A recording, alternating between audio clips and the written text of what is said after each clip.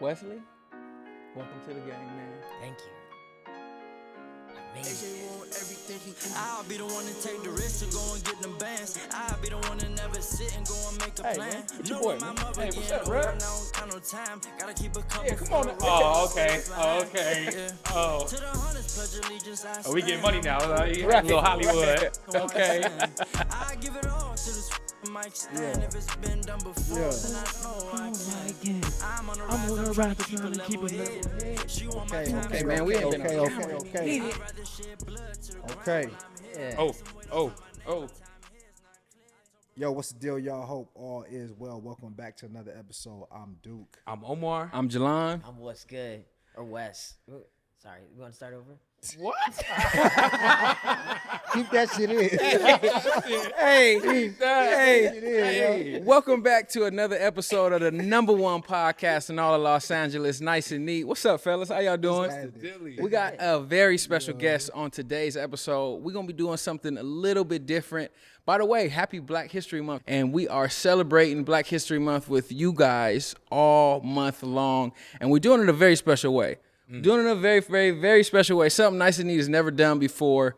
We're going to be celebrating it with our partners over at Universal, and we're going to have, for every week of Black History Month, we're going to have another movie. We're going to have a movie that we chronicle that represents Black history, and, you know, we talk about how it really affected us and how it affects society. Hold on 1 second though. 1 second. Oh, my bad. You were a little too fast. My bad. I mean, let's just give ourselves a pat on the back, man. We partnered with Universal, man. That's a big deal, huge. man. Come on. That's a big deal. Nice and neat. The podcast partnered with Universal, man. I don't want that to go over everyone's heads, man. Like we built this from the ground up, man. We partnering with big time production companies, man. Like this is and studios, man. This is a big thing. So yeah, I didn't want that. Like, Thank you, bro. I'm proud of man. us. Appreciate I'm that, proud huh? of us. Yeah. Let me not get too far ahead of myself. Nah, seriously. Yeah, We gotta celebrate those small wins, man. That's a big Man, one. amen. Huge. And Wes, thanks for being here with us, dog. Thank you. Matter of fact, before we even get into it, before we get into the film that we're going to be talking about today, you tell us a little bit about yourself, man. Okay. I am a filmmaker, content creator, and, essentially kind of like your one-stop shop when it comes to creating. You know, when brands come to me, I'll either be behind the camera or in front of the camera, kind of executing their large campaigns at the end of the day. Okay. That's Nice what and I say. neat. Short and That's nice sweet. Yes. Okay. So look, today, fellas, we sat down and we watched this movie together. And it was an experience. It was an experience. I remember the very first time I seen this film, and I remember what it did to me. I remember as soon as I seen the previews, I said, I absolutely have to watch this film. I got to make it to the theaters. That's one thing about Black films when it comes to me. When I see it, I'm like, you know what? I got to get to the theaters, and I got to get there first weekend. I have to get there first weekend because on that not too long ago. Yeah, you got to get there first weekend, man, because those dollars first weekend those are important. First weekend dollars are important, right, Wes? Yeah. Super Well, important. why are they important? I'm about to though? say that. Why? Why are they important? Like, I mean, how come it doesn't? How come I can't go the third weekend and it's still not? I think that it's just really bragging like rights? box office, like that's how you get the buzz out. You get people buzz. going in and they're talking about it and word of mouth spreads really fast. It's like, oh man, everyone's talking about seeing this film. So it goes into promotion. I got It you. goes into that return of investment, Yeah. I think it even goes into like the projections. Like, all right, this weekend we did this, it's projected to do this. We're going to recoup our costs back. So First weekend, fellas. Okay. Yeah, that makes sense. So, the film we're going to be talking about today is Queen and Slim. okay. I look at Queen and Slim as such an experience because of it covers what we got, fellas. We got Black love in there. We have the relationship that we as Black men have with police officers. Yep. We're gonna get into the soundtrack. The soundtrack's amazing. We have, I guess, the way that we treat each other. I think that's really displayed We as Black people. Yeah. As you know what I mean, like as a culture, how once we believe whatever we believe, right or wrong, if we believe in it, we'll be there to support. You know what I mean? I think that was like very clear and throughout this film. You know what I mean? Support is Support, support. bro. Let's okay. Let's chronicle this film. First and foremost, I thought it was interesting at just the beginning of the film, right? Yeah. The beginning of the film, they met on Tinder. Yeah. I forgot all about Right? that too. Yeah. I did forget about that. So they too. met on Tinder. Have you guys ever met somebody on Tinder before? Never. Have you ever had a Never. Tinder? Never. I've never done the online dating at all. Never got Yes, a you chance to have? swipe left or right. Yeah, same. You online? We all online date. What you talking about? Oh yeah, a DM slide. Yeah, bro. Not, That's online dating, bro. You never been on a paid marketplace, but you online dated. You though. got online dating, bro. That's not what I mean. I never went and said, you know what? I am seeking compatibility, so I'm signing up for this site in order to get it. Hey, I've a site specifically created to meet people that you want to exactly. be intimate with. So part of the reason why this movie enticed me so much from the beginning is because I was like, let me see how this interaction goes. I never seen a Tinder interaction right in front of me. Yeah. So when I seen that, I was like, okay, now I'm interested, right? And it was cold. It was exactly what I thought it was gonna be. I don't think it needed to be that way. She was just. She didn't like him, She was though. a guarded person, and I was like, oh man, I would have left. You would have left? Yeah. On the first date, I'm out of I there. feel like. Nah, y'all wouldn't have left. If she was No? acting like Nah, that, y'all wouldn't have left. Y'all would have let that ride out. Them the rules, bro. you know what? Hey, them the rules, bro. Them the rules. right. If you ever on the first date, bro, and it's going horrible, you just stick it out. It sound good, huh? It's easier to say what you would do looking at someone else's We know situation. that. Like, oh man, I'm out. Oh, it's easy to say that. Yeah. Nah, but I actually nice to like do it. the first time I watched the movie, bro.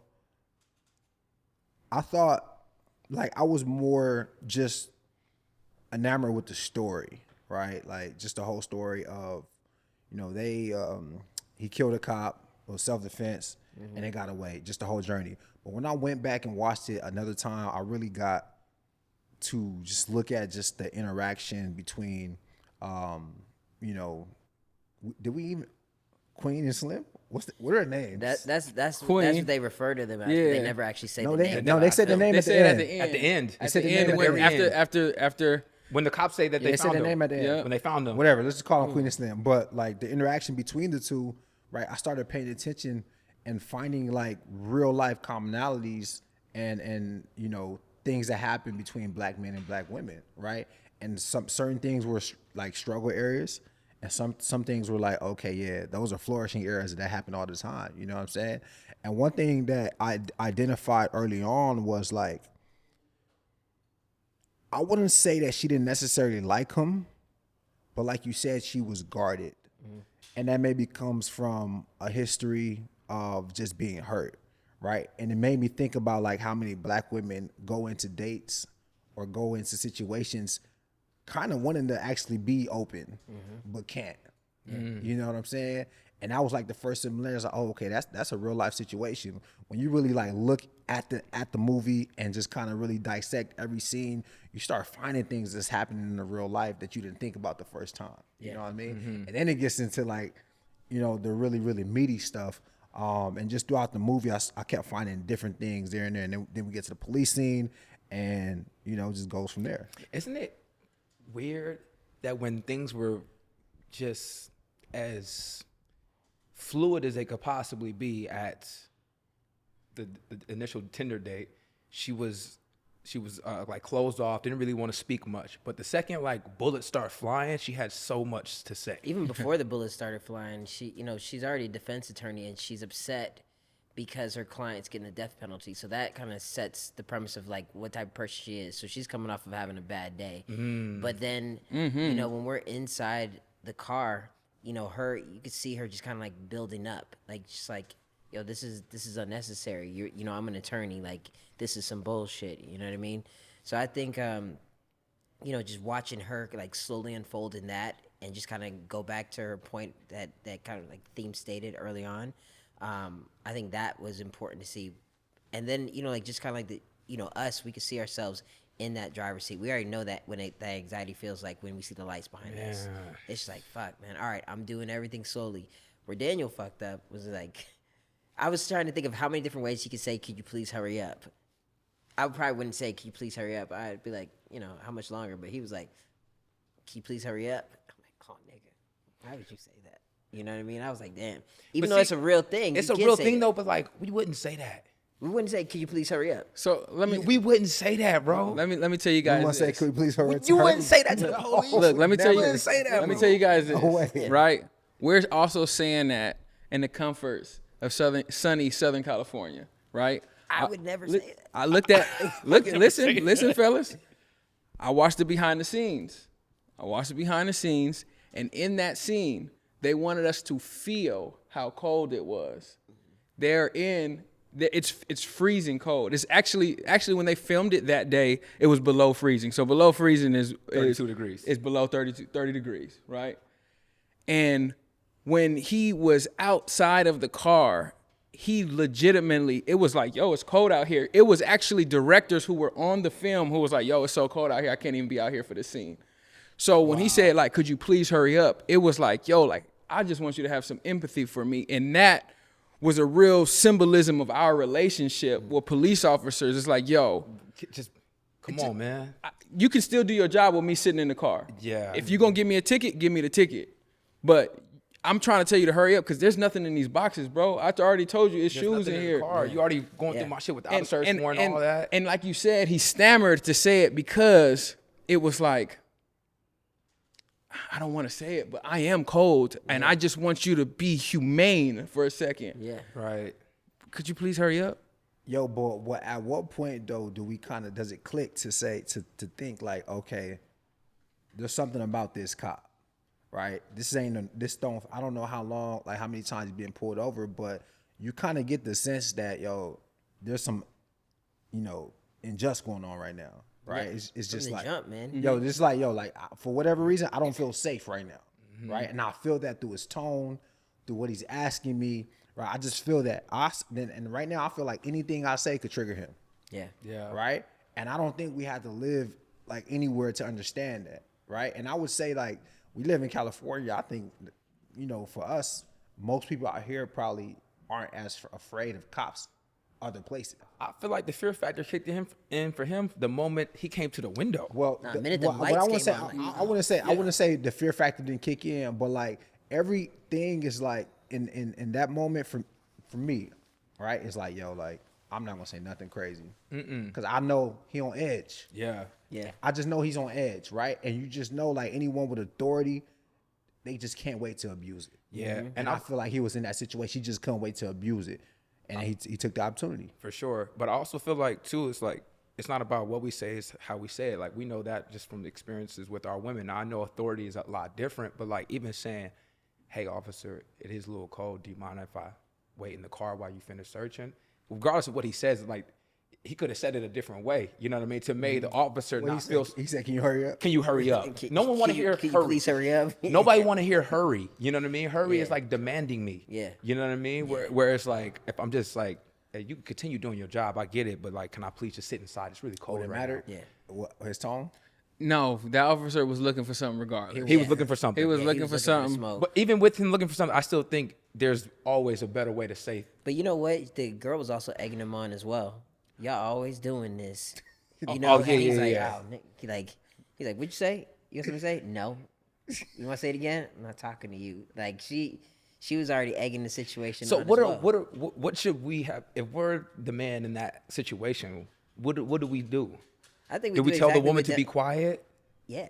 How? Yeah, you like, don't. You can't get involved right now hey, because hey, you chill out. going right now. Like I can hear you, and the way I look, like, hey yo, it's hey listen, I'm out here and it sounds to me like you exacerbate the situation. That's what it sounds like. Hey, listen, I know your intent, but it just sounds like you're making it worse. Hey, if she just breathed heavy, she's like, you Yo. already know what she's saying. It's like you don't You gotta know? say everything. And that's else. how. But check this out though.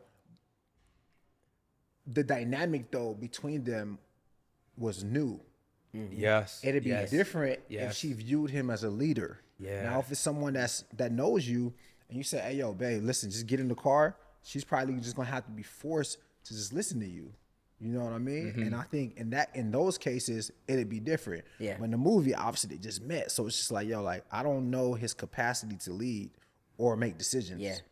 You know So what I mean? I'm gonna say this is a story of black love, right? Do you feel like that scene in the beginning, those scenes were anything that kind of showed each other each other, like that showed them them. Do you feel like that brought them closer? Do you feel like they fell in love because of circumstance? Definitely because of circumstances. I don't even think they fell in love. You mean like They you did. mean You They- think so? I mean, like Y'all think they fell in love, bro? They was only on the run for 3-4 days. But We they- talking about a it's girl like- you met on Nah, Tinder, they fam. ain't Come on now. falling out yet, Come but on now, they- yo. It was on the road too. Yeah, eventually, especially like with the last line, you know, like I want to be your legacy. You already are. Yeah. Done. You know, like he's like they've already committed themselves to each other because of the circumstances. You know, like if they had a choice to like not die and go their separate ways, maybe it wouldn't have worked out. But they made the decision to stick together, and then they ended up, you know, falling in love. And you know, I feel like at the end of the day, this film is about peeling back the layers of vulnerability, you know, amongst each other. You know, she became vulnerable. You know, she was hardened. He softened her. He was uptight. He became loose. You know, like the scenes when he's leading out the car and, you know, kind of like taking these chances. You know, I think at the beginning of the film, I was irritated with her because he was compromising his morals based on her fear. You know, throughout the whole thing. And I'm like, yo, what the hell, bro? Like, what? Like, if, you know, I wanted to see how he would get into the situation, get out the situation. So when she's like, let's go. He can't even think. He's like scared. She's like, let's go. You know, grab the gun. They're gonna kill you. He didn't get his ID. He didn't try to stop the camera. He was just flustered. And then when he was pulled over to go to his family's house, I was like, all right, bet. He's like, nah, fuck this. I'm pulling over. And then she convinces him again based on her fear. And she's like, yo, you bring them in on this. You're compromising them. And he's like, fuck. You know, so now her fear is the driving force that sets him on this journey. You know what I mean? And like, he's not making any decisions for himself. So when he finally says, I'm making an executive decision, because they're just kind of aimlessly going. Well, he is making decisions. He's making bad ones. He's making bad ones Because listening to her. you have a choice in everything that's going True. on. He has a choice. He has an opportunity to make a choice throughout the entire film. And every moment, he just chooses the wrong one. Now does that like kind of speak to the type of man he views himself as? He's very passive. He's a passive guy, you know, kind of keep his head down low and just like, hey, you know, let me just go with the flow of things, you know. So when someone that's, you know, she's like super alpha and super like, yo, we need to do this, he's like, fuck. But does he go with the flow though? Because he set the plans. The reason why they're at the diner is because of him. Which diner? Oh, the first. Oh, The yeah. opening scene. Yeah, that's just kind of setting that's up. real minor stuff though. Like that's real like It's just low standard. stake. I think for him, I actually got to see him. I felt like in the beginning, like you said, I was getting mad at her because of his behavior, but his behavior doesn't. Her getting me upset doesn't exclude his behavior. Yeah. And I think I was able to literally watch him go from a boy at the beginning of the movie to where, you know, it's like, okay, you peeling back and you be like, okay, you're not really a decision maker. You're not really controlling situations, to where as the movie progressed, he turned into a man. Yeah.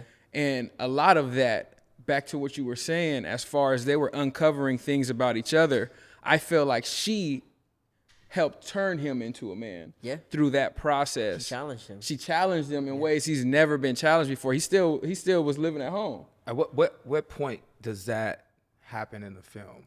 Where he opens up, or Well, when he makes that transition to When he starts making transitions. Yeah. So I when feel like it's the blue spot. I was gonna say when they go when he dancing? said, "Hey, yo, let's take a stop," and she like, "Yo, what we doing?" He like, "Let's just take a stop right quick. Let's take a stop right quick." And moving forward to that part of the movie, I really enjoyed that part. I hated that they stopped. I feel like they stopped way too much. Same. Right? Same. But in stopping, it was very symbolic of like an underground railroad. That's what they called it. That spot was called the Underground. Real shit? Yeah, it's called the Underground. Like this film. He was paid supposed attention to a little. He's the director, so he pays attention a little different. Melina and Lena said this is kind of like a modern day Underground Railroad. So like even the scene where they were under the floorboards, that's what they did to smuggle African Americans up to Canada. They'd hide them under floorboards like that. Wow. So I know you was kind of going somewhere, but I just kind of want to ask Back Wes a to- question yeah. about like what are some things that you caught watching the film that the average person wouldn't catch because you are a director yourself? what are some things? I guess I was really irritated at the horse scene. I feel like a lot of the stops they did throughout it were unnecessary. Like the first act was so strong, it got us into the film. It's anxiety, the chase. It's like, yo, we're on the run. And then after they got through that portion, after they stole the cop's car, everything slowed down for like majority of the film. So when they stopped to get cheeseburgers, in the back of the truck, and then they hit the dude. Oh, man. And I'm like, all right, wait, where's this going? Then they got time to stop at the hospital. I'm like, we're on the run. We gotta go. So they took away that anxiety and fear to show how we're meeting people in different walks of life throughout the film. And everybody, so if you notice, it's car driving moment to meet someone. And either they're with, they're with it or they're not with it. And the thing that's unique about that is, I thought it was interesting to see how our heroes view themselves versus how other people view them, and that's something that goes on into like real life, how we view our heroes versus how they view themselves. Like people could be at the top, but feel very low about themselves. They feel low about themselves throughout, but then everybody else is like, yo, you guys are killing it. Yeah, power to the people, man. So those are things that I noticed. So I will say, right, in the stopping, what I was able to pick up from that, the horse, just grabbing a cheeseburger, having sex, right? It's, every time they stopped, the juke joint, they were searching for moments of freedom in them in their running. Yeah. And it was just like, yo, I want to feel what just a normal moment would feel like in this moment of chaos. So when they went to, we'll call it the Underground Railroad, when they went to the spot, and he was like, nah, like, come on, let's just go in here. Like, he just like, yo, like, let's just kind of like have a second date, right? Let's kind of have like a second date. So when you say like, did they fall in love? He was still, now they on the run, he kind of like looking at her and paying attention. He's just like, you know what? I do want to kick it with her though. I know we on the run, but I do want to kick it with her. So like, let's have a second date, right? And they go in there and she's like, let me get a drink. Cool. So he go order a drink, and I thought it was super dope how the bartender was just like, hey, yo, it's on the house. And he like, what? She was like, yo, like, hey, we know who you are in here. She's like, look around. And you could just kind of like see people tipping their cap at him, and like they were safe. You good here. Yeah. In that space, they were safe. They had to keep going on the run. So I appreciated that symbolism of like, yo, this is a moment, but like we got to keep going. I felt like that was real. I felt like, based on what had happened, like black people would actually be like that. Like, you're safe here. I don't think they would be fearful of them. They're just like, yo, we saw the video. You're safe here. We know that you got shit going on. Like, you good. And that's what I was saying. That's what I meant by support throughout the entire film. Like when they pulled up, when they stopped to get cheeseburgers because they were hungry, and they hit the dad, they had to take him to the hospital. He was tripping.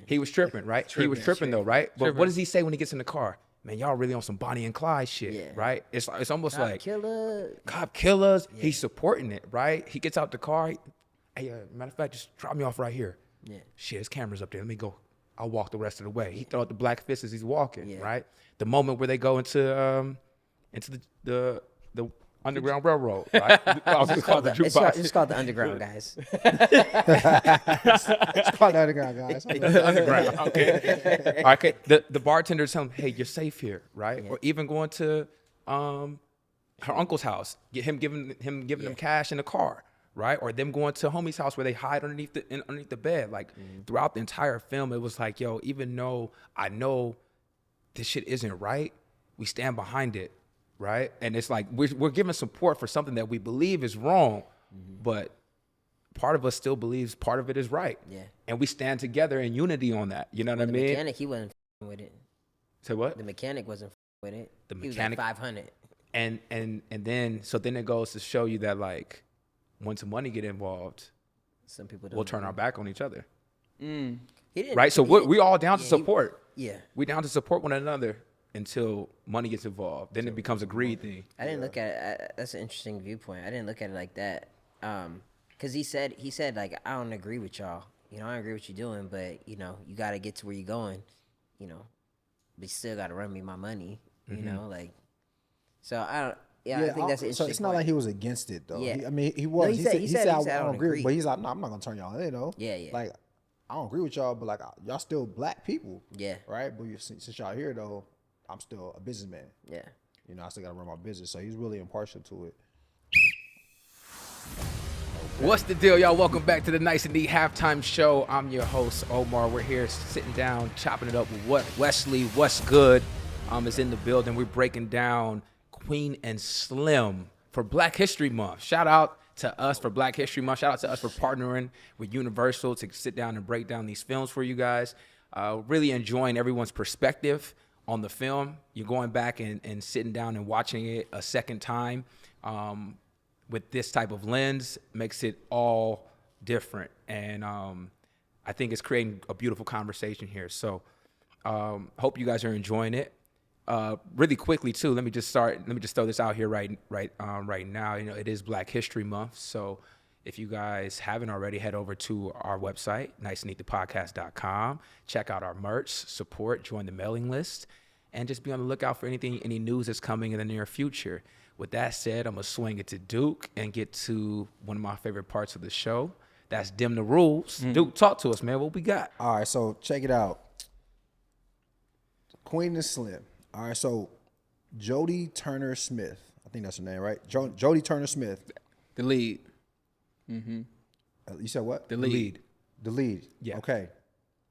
So she's married to a white man in real life, Joshua Jackson. Conway. Right, Conway from right?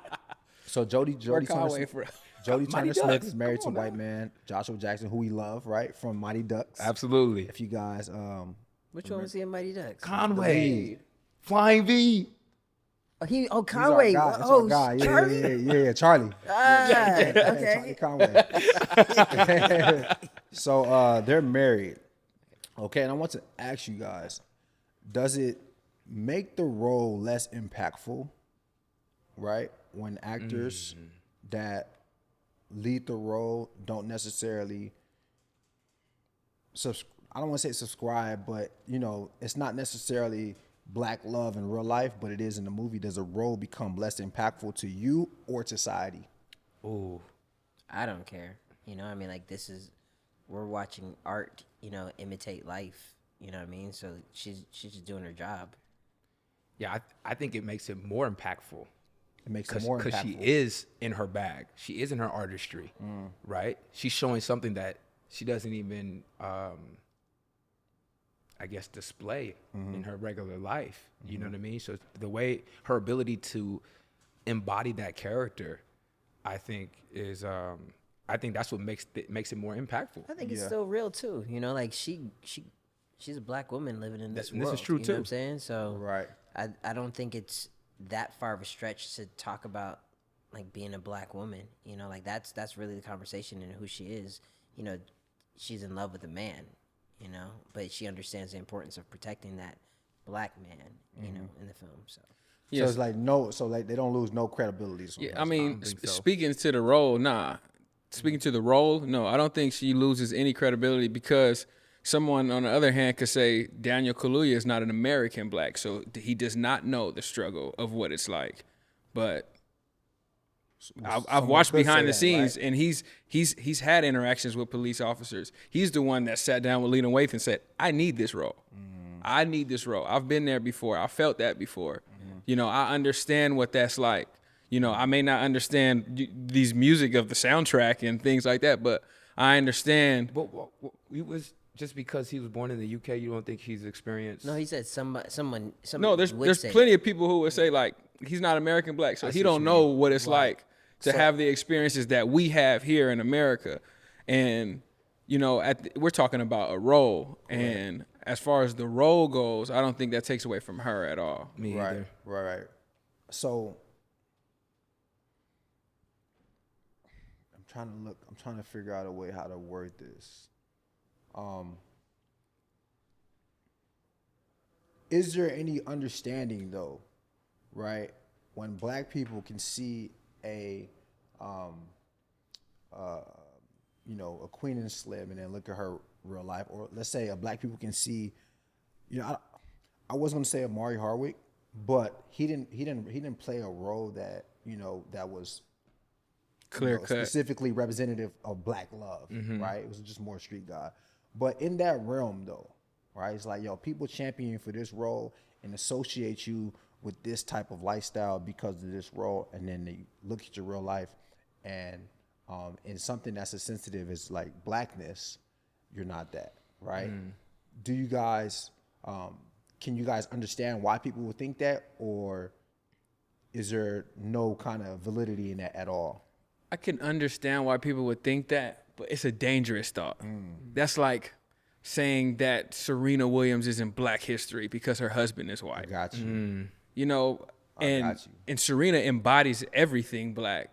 You know, I just it'll be dangerous to me to say that. It's a dangerous thought process, and I think that's part of the conversation that we're fighting as a society right now. You know, like if we continue thinking like that, we'll stay in the same spot. And I feel like, you know, the next generation, you know, like as generations go on, racism is getting less and less. You know, it's a dying art.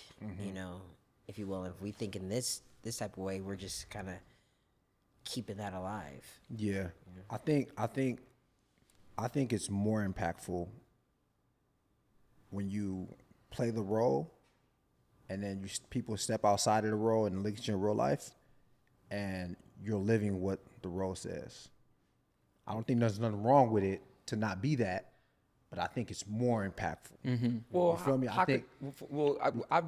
Give me an example, because like no drug dealer is a real drug dealer in real if I life. look at let's just take a Denzel Washington. What's the movie he was in? Denzel Washington, and it was with Viola. Fences. Let's take Fences. Okay. Right?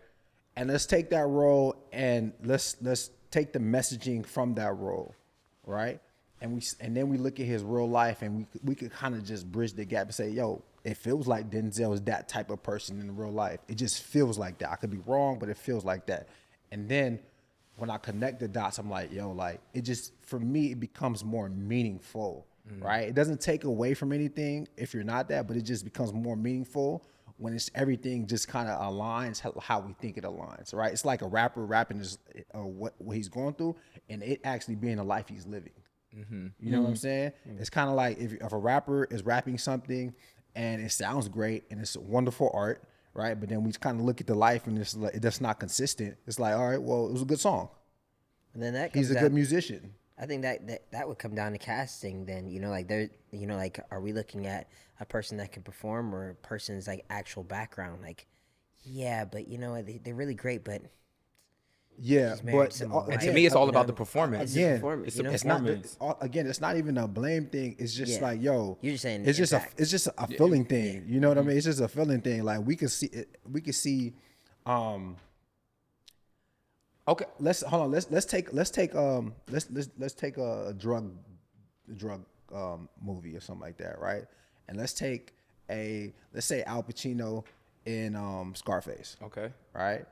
And then Al Pacino went to jail and he smuggled drugs or something like that in real life. Yep. Right? For us, it's going to be like, oh, that's more believable. It's going to mean more. The role is going to mean more, and how we look at him is going to mean more because what he did is how he lives in real life. That's all I'm saying. I'd be like that. And I feel like naturally that's how it'll be. I'll give you an example. Another Universal film, Straight Outta Compton. Okay. Right?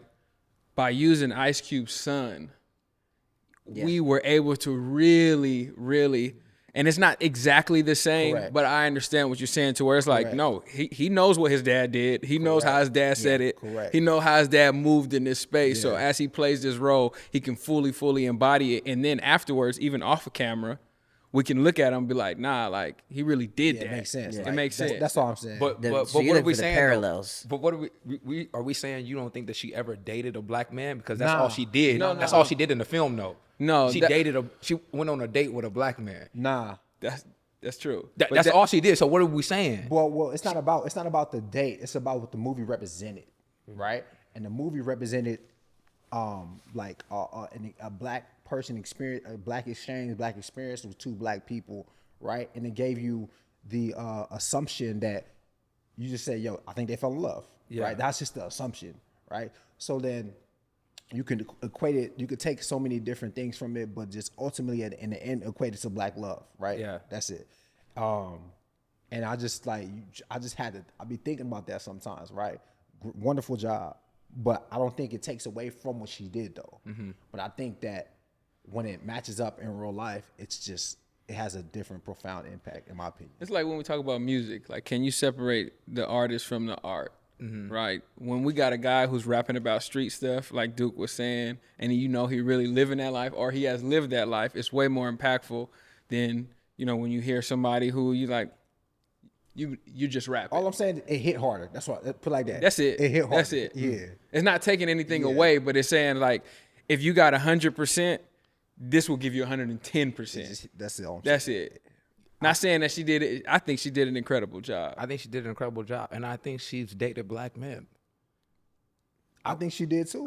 I find it hard to believe that a black woman dates a white man Because and had never had. What? There's no way. Off the jump. There's no See, way. look, okay, black see- women ain't dating white men See, off the now- jump. See now that just triggers something, and that's gonna take us. That's gonna take us different down a whole different rabbit hole. So Well, let's go down in a second. you know what half. I mean? Okay, well, But, come on. What we got? What's the? the consensus. Yeah. 3-1. So, Dib. The Rules. And with that said, we're gonna conclude this week's halftime show and get to the second half the only way we know how. That's with some positive energy, some positive vibrations, and a smile, of course. Second half, man. Let's go. Okay, fellas. So that was a good halftime. I appreciate that question, dude. Man, for real. We're gonna continue to get into this controversial film. We got What's Good on set with us today. We're talking about Queen and Slim, a Universal Picture film. I do want to shout out Universal because they do one thing really well. They really acknowledge black voices, black stories, and they listen, and obviously black dollars matter. So that's one thing I really do like about them. But let's continue to talk about this controversial film. One thing I seen in the film that was super interesting, which kind of was a switch towards the end of the movie, was at the beginning of the movie, I felt like she was more Malcolm X and he was more Martin Luther King, right? He was more passive. He was more, let's follow the rules. Like, we can get what we need to get done just by essentially following the rules. She's like, nah. Like, no, that's not what we need to do. By any means. They're going to respect us respecting us. That's how she approached every single situation. Yeah. And it felt like by the end of the movie, he was on that Malcolm X train, bro. Yeah. And it was just interesting to be able to see them go back and forth like that with each other. It was a particular scene when they kind of was like, you know what? We like each other. We like each other. They got to the point to where they consummated their relationship. The major sex scene of the movie. Nah. This I hear you say consummate. It was the major sex scene of the movie, and I thought it was interesting. And you, as a director, they did something that was super interesting. They didn't have any audio on the sex scene, but they had another scene going on, and I want you to break that down for us. Oh yeah, they had the protest, and the protest. I personally don't understand the messaging there between the protest and the sex scene. We're in a world like they didn't have cell phones on them, and they established that early on. So like it goes back to my point of how they view themselves versus how the world sees them. They're being vulnerable with each other. This is that moment where they're just like, yo, like I'm giving myself to you, you're giving myself to me, consummate. But the anger and the juxtaposition of that protest scene was just odd to me. And the choice to have the Junior, the black kid, be inspired by them and then go up to a cop and then shoot a black cop at that. I just did not get that. I don't understand Yeah, I didn't that understand at all. it either. I was like, you know what I this is what she said. Lena had said that you don't see the person, you just see the uniform. And I still, I saw a black guy. I did too. You know, I hate it. That's actually the worst scene in the movie to me. yeah. I hated that because in what household do we ever talk about killing cops, regardless of what happened in the movie, in the film, right? And in Queen of Slim's situation, that's never been part of the game to say, hey, we're finna go blast this cop in his face, let alone a black cop. Yeah. So I didn't understand it. It was very confusing, and it's also not realistic. Yeah. It's not realistic for a young black boy to walk up to a cop and shoot him In the face. Like, anywhere. Yeah, I thought it was super controversial. I thought even before that scene happened, the rhetoric around cop killers, I thought that was very controversial in the film. And, you know, it's what made me essentially kind of continue to watch to where I'm like, hey, yo, okay. About cop killers, like we embracing it? Yeah. Okay. It kind of was just like, okay, how are they going to maneuver through the story? Because even as the story develops, and even there was just like, yo, y'all on some like Bonnie and Clyde stuff. Like Bonnie and Clyde were criminals. Like these two people were not criminals. Yeah, at all. So that was controversial to me, you know, to see like them compare them to criminals. Well, what makes them different from Bonnie and Clyde? I'm about to say that, like, because There's no Bonnie and Clyde were difference. criminals. even if they So were are they. criminals, They weren't. everyone didn't know the story. Some people, Yeah. like, people think that all black people just was like, nah, they didn't do it. No, some black people probably like, yo, no, y'all did it, but we gonna support you because they deserve it. And I was so like, it don't matter if you're a criminal, like, Yeah. you can find good. Some people can find good in that, you know. So I think that's where the Bonnie and Clyde comparisons come from, Yeah. you know. What makes them different from Bonnie and Clyde, though? Bonnie and Clyde were robbing banks, and they were actually criminals. They were committing crimes across the The country. only thing Bonnie and Clyde like with them is they were on the run. You know, like that's it. That's the only commonality that they. Well, they had. killed the cop. Yeah, no, I understand that, but this is coming down to perspective. You know what I mean? Like, they know the truth, but they feel like their truth ain't strong enough, so they gotta run. You know, so that was kind of like the Bonnie and driving. Clyde making conscious decisions to go like Italian job Yeah. people. You know, like we gotta get these.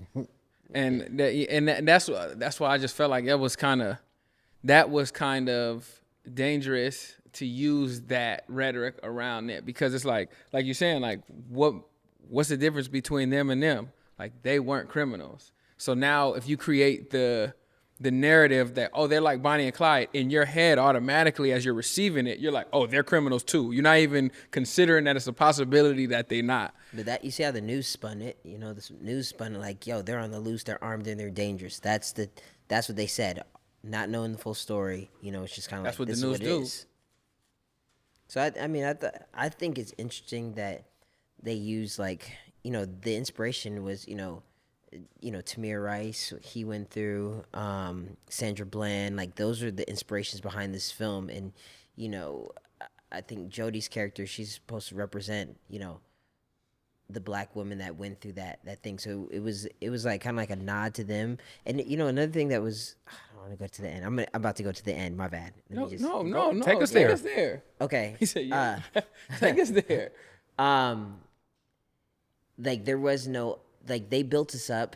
What they did that I thought was great was they built us up to seem like everybody outside accepted them, you know, until the end, you know, and we see the betrayal. You know, we see how he was betrayed by the rapper guy. I forget that character's name, and how it ultimately ended in that death. And there's two things about that death.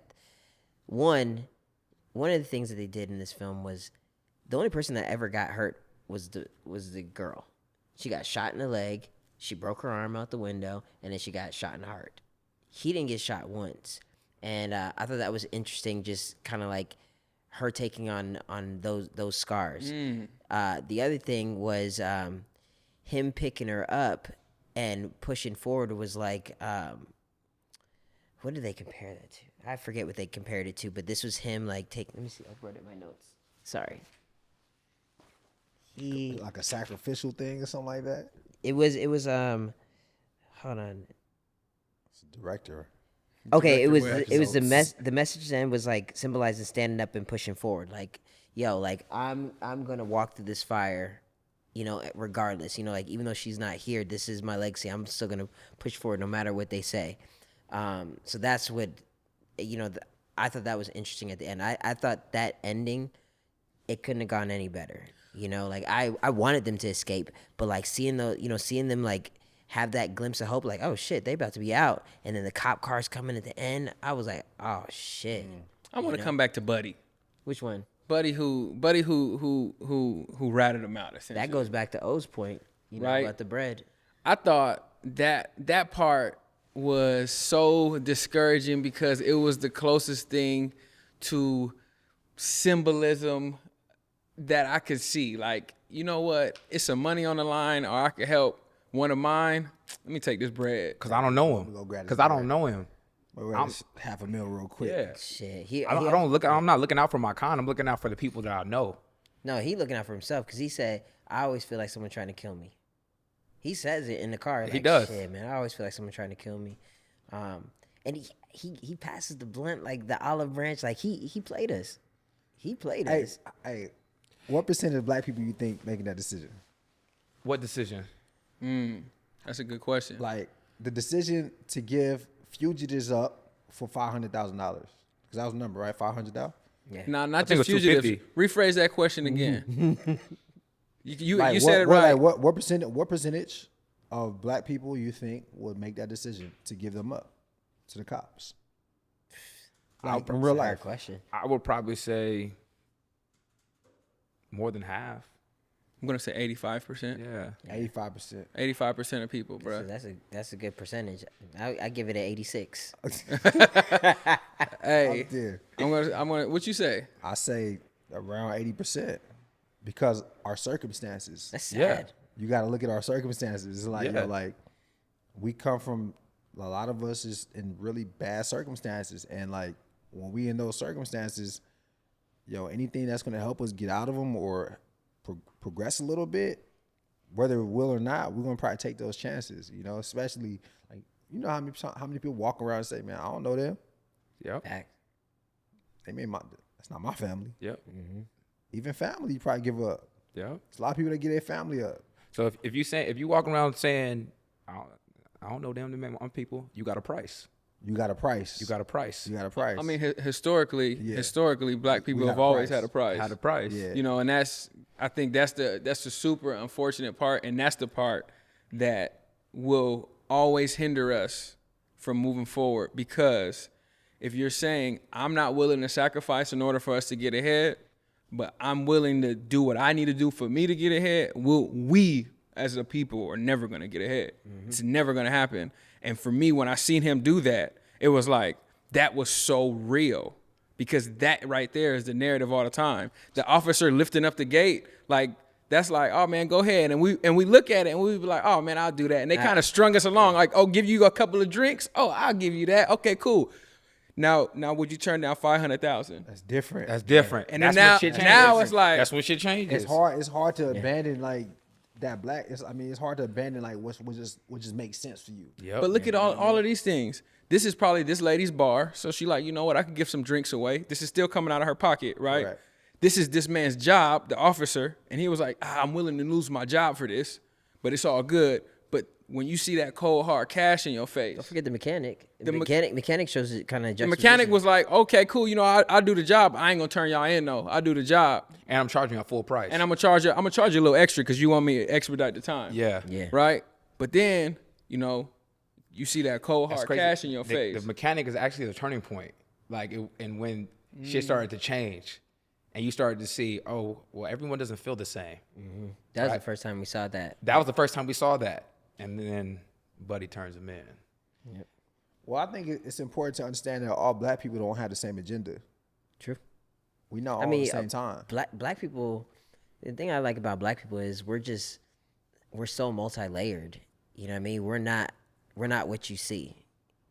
Ever really. Like especially finding out like what people are actually into.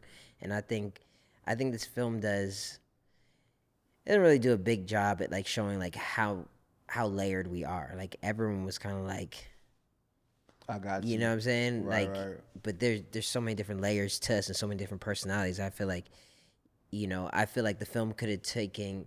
I feel like the film should have kept the pressure on of us being chased, even in the moments of trying to relax and like enjoy this ounce of freedom that we have left.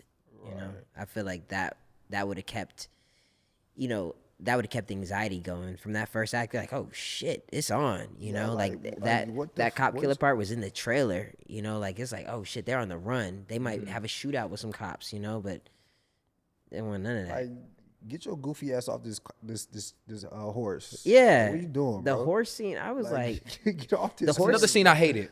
I hated Waste the of horse. time. I hated the horse scene, and I hated when she you got out the talking about, bro? floorboards. I was like, What are we talking about right now? We're being chased. yo, when she said, "I'm getting out this floorboard, you can stay here," and then she proceeded to jump out the window. What? See, and I mean, to your point, if you saying that you wanted to keep the pressure, I feel like that's what she was trying to do. Yeah, she was trying to keep that intensity, that anxiety. She was embodying the anxiety of, hey, yo, I'm on the run. I'm trying to get She away. took us to the horse. I Oh, know- well, at that point, yeah. I know we could sit back and be like, how'd she jump out the window? But I ain't never had the entire country of cops after me. Sure. So a second story floor window, I can see the ground. Oh man, I'm gonna have to make the leap. I'm not thing going that down the stairs when I know they outside. And she said, "You want to dive?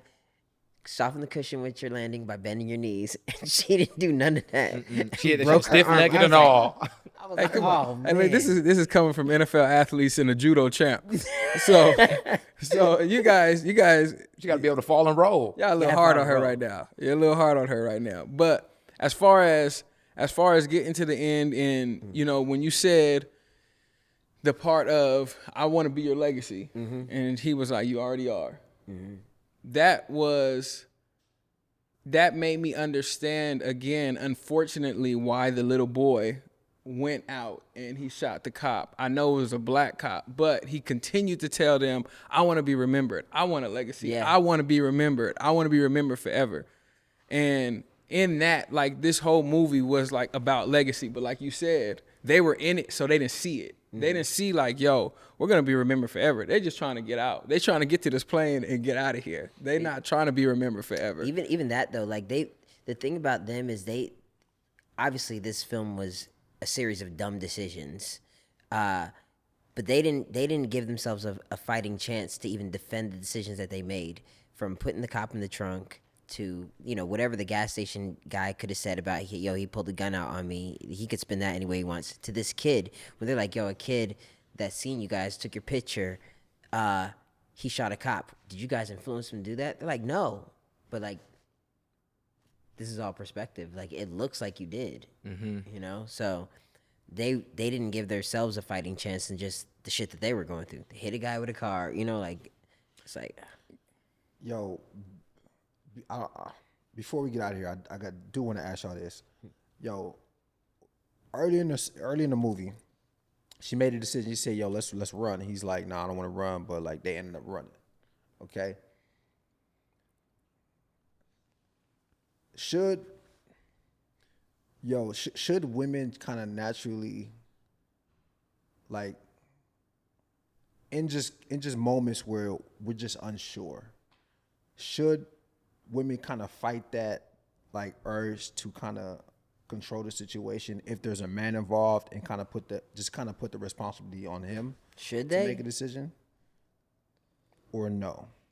Well, this goes back to a book I read recommended by Omar called The Way of the Superior Man. And in the book, it says that women, they're natural nurturers, and they are looking for a man to lead. You know, that way they can sit back and relax in that nurturing aspect. When they don't trust a man is when they take on that masculine side of things, and that's what we saw. She didn't trust him. She's taking on the masculine side of things, so she's stressed. Hey, fuck it. You know, fight or flight mode. This is straight fear talking. We gotta go. We need to do this. No, we're doing this. You know, so that's what I think it displays in it. So I don't think anybody should. I don't think. I guess what I'm saying is like, yo, there's kind of a natural ordinance that we kind of just understand for the most part in society. And if you are unsure about whether my decision making is good right now, or your decision making is good right now, as a woman, not saying you guys are speaking for women, but just as men, just, you know, being aware of the situation, do you think it would have been best to just be like, you know what, I don't know what to do, you don't know what to do, let's just go with what you want, right? Kind of when we was talking with Pastor Ray, it's like, who makes the final decision, right? Should that final decision ultimately just come down to a man by default in situations like that? I think it depends on the type of man you are. Yeah. Yeah, I don't advise any woman to just trust any man. Yeah. Correct. That's their first date. So I think that was in writing of the film. That was great. That was great to put them in a very difficult situation like that, to where it's like, yo, I don't really know you. You don't really know me. Because you're saying like, we don't know what to do. Right. That's not necessarily true. She knew what to do and he knew what to do. He just decided to do what she felt like she knew to do. Facts. Like whether it was the right decision or the wrong decision, she was stern in how she felt what they should do, and he was as well. Yep. And what you're talking about, what in reference to Pastor Ray, is if we're in this together, we've already decided we do trust each other, and you do trust my leadership. Who do you take from there? Yep. They hadn't established that yet. Yep. So in that, I think the best thing to do, if y'all both just know y'all don't trust each other, just go your separate ways. Go your separate ways, straight up. You do what you do and I do what I do. Because me personally, to just talk about his character, if I was him, I would have been like, hey, yo, you know what? And I would have told her, yo, you know what, baby? You go do your thing. I'm the one who shot this guy, so I'm going to stay here. Matter of fact, if you want to leave, let me take a picture of your leg so I could show you that they shot him. Because he don't know about the car camera yet. Yeah. That would have showed up That's later. auto. Yeah. He don't know about the car camera yet. Right. But I would have stayed. Yeah. Me personally, I would have stayed because I'm a firm believer in making the next best decision. Me shooting him wasn't the best decision, but it was the decision that got my life saved. Right? Yep. So it was like, okay, now because What's next? What's next? Yeah, I got to sit here. I got to. I gotta deal with I that. got to. Even if I got to stay the night, what was it, Friday night? Yep. Even if I got to stay the weekend in jail for them to figure this out, like I got to do what I got to do. But I'm not going to go on the run. Where you sitting though? You sitting in the cop car? Or you sitting on the ground outside? In the I'm cold? sitting on the ground outside the car. It's cold. It's freezing. You're not sitting on. I'm not cold no sitting on a more. cop car, I no- killed no somebody. way. You guys are crazy. You're not cold no more. It's not even a thought. It's not even cold. I just killed somebody. Nah, I'm cold. Cold blooded. I'm not cold no more. I'm gonna sit there and I'm gonna wait. I'm gonna wait, bro. And I felt like he kept trying to go down the transition. I want to do the right thing. Even after they left, I gotta go to my dad's house. Like I gotta go home. Hey, hold on. What would you guys wait for though? The police. Or you would call the police. I'm saying, but you gotta call them, right? Yeah. They're not just gonna pull up. Yeah, call them I and would've wait. called him. You know, you take his walk in. Hey, hey, homie dead. I just smoked him. Niner. Nah, I would have called the police, and then they would have came and they would have arrested me, and then we would have went from there.